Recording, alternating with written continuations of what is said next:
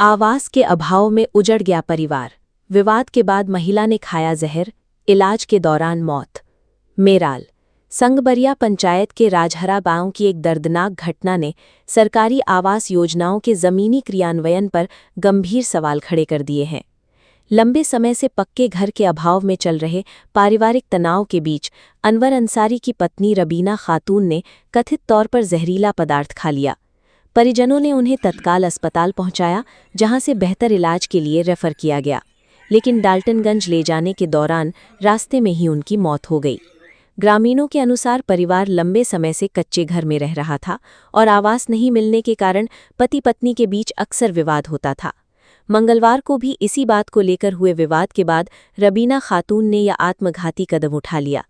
उनकी मौत से 2 छोटे बच्चों के सिर से मां का साया उठ गया, जिससे पूरे गांव में शोक और मायूसी का माहौल है। घटना के बाद ग्रामीणों ने अबुआ आवास योजना और प्रधानमंत्री आवास योजना के क्रियान्वयन पर सवाल उठाए हैं। उनका कहना है कि कई पात्र परिवार वर्षों से आवास की स्वीकृति का इंतजार कर रहे हैं, जबकि जरूरतमंद आज भी जर्जर मकानों में रहने को मजबूर हैं। ग्रामीणों ने जिला प्रशासन से मृतका के परिवार को शीघ्र आवास उपलब्ध कराने और पात्र लाभुकों का निष्पक्ष सर्वे कर योजनाओं का लाभ दिलाने की मांग की है। बीडीसी प्रतिनिधि रमेश बैठा ने घटना पर गहरा दुख व्यक्त करते हुए कहा कि यदि पात्र परिवार आवास योजना से वंचित रहा है तो इसकी जिम्मेदारी तय होनी चाहिए। उन्होंने सभी आवास विहीन पात्र परिवारों का पुनः सर्वे कर प्राथमिकता के आधार पर आवास उपलब्ध कराने की मांग की। ये घटना केवल एक परिवार की त्रासदी नहीं, बल्कि उन गरीब परिवारों की हकीकत भी सामने लाती है जो आज भी सरकारी योजनाओं का लाभ मिलने का इंतजार कर रहे हैं। ये लोग आज 2 माह से लड़ रही है। ये अनवर की पत्नी कि हमारी घर बनाई है, इसलिए कि बरसात सड़ चुका और अपने में लोग विवाद करने लगे। ये बोले कि मेरे पास तो पैसा है ही नहीं, आखिर रकम कहाँ से, इंदिरा आवास वगैरह मिल जाता तो खोज करके हम लोग बना सकते थे। और इसी पर जो है वो अपना समझाव बुझाव कर रहे थे ये पत्नी के, लेकिन नहीं माने और अपने प्रताड़ित कर दिए। उन्होंने जहर खा चुके। 2-2.5 महीना 3 महीना से लड़ाई झगड़ा चल रहा था घर बनाने के लिए।